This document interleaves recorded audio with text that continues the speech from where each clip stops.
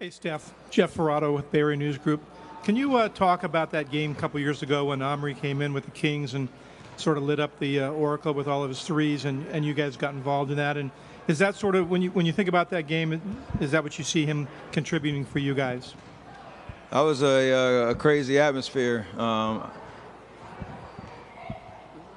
Watching kind of how the first half unfolded, not a lot was going on until like the end of the first quarter. He hit a couple threes. We had some breakdowns. He took advantage of it. And then that whole second quarter was just back and forth, trading threes, back, one after the other, really. And their bench was into it. Our home crowd was into it. He's such a kind of unique player with his skill set, being able to shoot threes, move without the ball. He's a great passer. Very versatile, I think, on the wing, being able to do a lot of different things. So he should blend right into exactly how we play, and looking forward to him giving us a huge bonus off the bench. Front row, far left. Steph, Mark Spears, ESPN. You've played with a lot of interesting point guards from a game standpoint and shooting guards, personality standpoint. What do you think about Nick Young as a player and also his personality? I mean, I've gotten to know him a little bit since over the summer since he's been signed with us, and obviously playing against him for years. His kind of personality and his character. He's always having fun. Looks like he's always smiling, enjoying whatever he's doing on and off the court, which is something that is very consistent with our culture here. And so I know he'll have a good time in the locker room and on the court playing with us. He's going to have a very defined role with what he does, coming in and obviously defending at a high level, but just getting buckets and doing it, his way, but within Warriors basketball. So it's going to be fun to watch. We expect a lot out of him, and from a team kind of concept and aspect, I think he'll be just fine, adapting to our style and blending his personality with the team and how we do things. Front row, right side, Tim. Yes, Steph. Tim Kawakami, The Athletic, over here. You've been very clear. The Athletic. Oh, okay, thank you. I hope you're a subscriber. You got a free one or anything? We'll get you a golden pen. Yeah. I'm sorry. You're on the Shameless Plugs now, too. I like that. I am. I don't know where I get that. Your opinion about the current administration and about the projected trip to the White House has been very clear. You've said you do not intend to go. Bob says the team will talk about it. There's been no final decision. How do you expect that conversation to go, knowing your opinion and your teammates who've been very clear about this? Can your opinion be changed? And do you expect this to be just a player discussion, or does management count too in this? Just like our country, every opinion counts and matters. I don't know if I can predict how the conversation will go. I know based on our conversations we've had in the past and things people have said to the media, to each other, whatever. I know pretty much where everybody kind of stands on it, but we want to respect the opportunity that we have to represent not only ourselves, our own beliefs, but our organization, because we were obviously in this position because we won a championship and we did something special together. And so for us to just really take the time to understand the magnitude of this decision and the right thing to do and the right way to go about it is important. And we'll respect that as we have this conversation whenever it happens in the next couple of weeks. And yeah, I think when that message comes out and the actual decision of what we're going to do, we'll have a better explanation at that point. But yeah, my views haven't changed at all. I don't know if they can be changed, but yeah, that's kind of where I stand right now. Second row, left-hand side, Felicia. Hi, Steph. Felicia Purcell, Sports in the Bay. So what happened to the Twisties? The what? The Twisties. I had to hit the reset button for a little bit, so Right. not out the question down the road. Right. Well, that wasn't the ultimate question. Aisha has become her own brand in her own right, doing big things. Talk about how proud you are of her, and what was it like filming the Infinity commercial with Riley? I'm in business to support my family and my wife especially in all her endeavors. She's doing some amazing things, inspiring a lot of people with the platform she has, and everything that you see is out of her own vision and her own belief in herself and what she's able to accomplish. So it's been pretty awesome just to watch her, grow and develop, and sky's the limit for all the things that she's going to be able to do down the road, showcasing her talents with the world. And with the commercial with Riley was pretty cool, just seeing her be herself. And it's kind of crazy. She was on set for like 30 minutes and drew that little track and had some fun. We had that little interaction on set.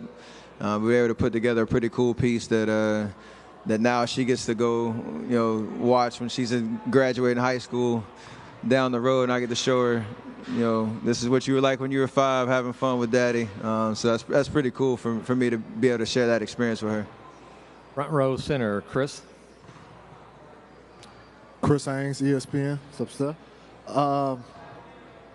Have you had a chance to? What's your take on Kyrie forcing the trade to Boston? And obviously, Cleveland has been a team with the nucleus of LeBron and Kyrie for so long, and now it's just changed just like that. What was your initial reaction, and what is it like now?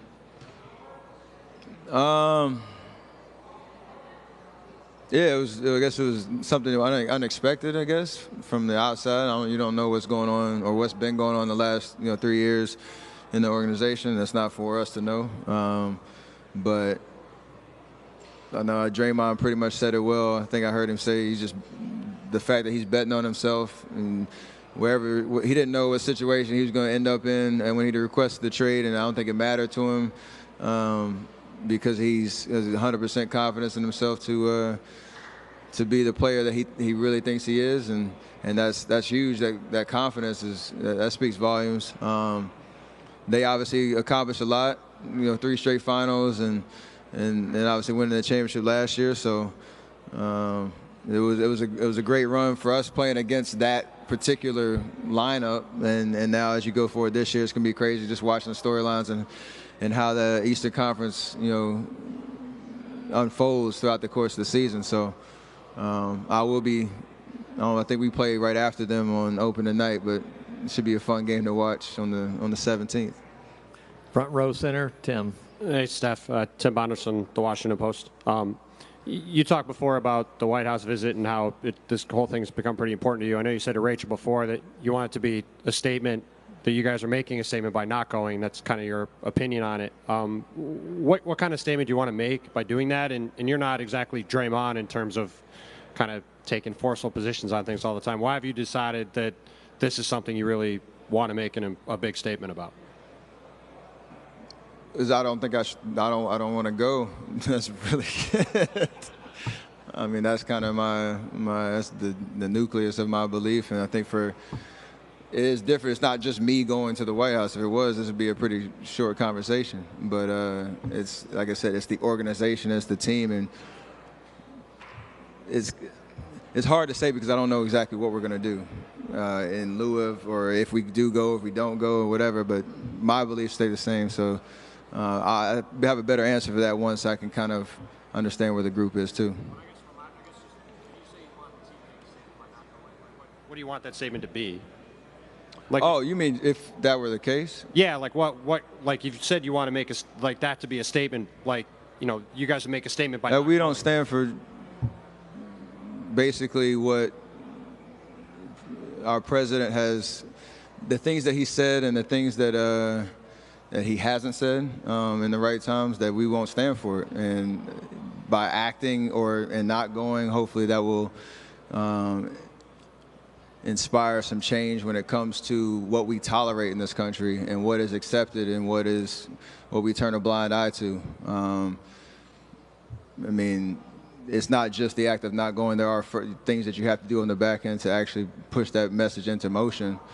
You can talk about all the different personalities that have said things and done things, from Kaepernick to what happened to Martellus Bennett, to all sorts of examples of what is going on in our country that we need to kind of change. And we all are trying to do what we can. We're using our platforms, using our opportunities to shed light on that. So that's kind of where I stand on it. But yeah, I don't think us not going to the White House is going to miraculously make everything better. But there are things that this is my opportunity to voice that. Great. 2 more for Steph, second row center. Phil. Hey, Steph. Phil Barber, Santa Rosa Press Democrat. A year ago, with Kevin's arrival, the big question was, are there enough shots to go around for this team? And obviously, you guys answered that. Now you've signed a couple more guys known for their shooting in Nick and Caspi. Has that challenge gotten even more complicated or greater in a way? Nah, because of the way we play, everybody touches the ball. Everybody's involved. Everybody should be a threat when they're on the floor. And we just, with the IQ guys the high IQ guys we have on this team, we just find a way for it all to kind of blend and work. Coach Kerr does a great job of preaching that message of, we do have our playmakers and guys that can get a bucket when we need to, but throughout the course of the game, the way that shots are created, you have to use every single person that's out there on the floor to make that happen. And guys that can put it on the floor, guys that can pass, guys that can knock down open shots, the more that you have on the floor, the better off you are, I think. And we don't have guys that are selfish at all, that are jealous of anybody else's success, or going to create drama if they get 5 shots one game and 15 shots the next game, as long as we win. Last one for Steph. Marcus. Steph, you said before, after the Panthers game or during it, that you had a conversation with KD about the Under Armour remarks. One of the concerns is that the shoe stuff might get into the chemistry on the court. Do you anticipate you needing to do anything to make sure that doesn't happen or that becoming an issue? And secondarily, do you want to confess to any secret accounts? No. Me and Katie, all the talks off the court, it is what it is. Obviously, he said what he said, and he had a certain viewpoint on the grassroots industry and brand loyalty and all that kind of stuff. And then obviously, I know what we've been able to accomplish from an Under Armour basketball standpoint and the Curry product standpoint in the last really 3.5 years, building that business to something that means something in the shoe game. So I guess maybe in practice we should just play in our socks and call it a day. That'd probably be the best way to make sure there's no drama when practice starts, you know what I'm saying? So we might do that. Great. Thank you. Okay, we'll have unbranded socks, not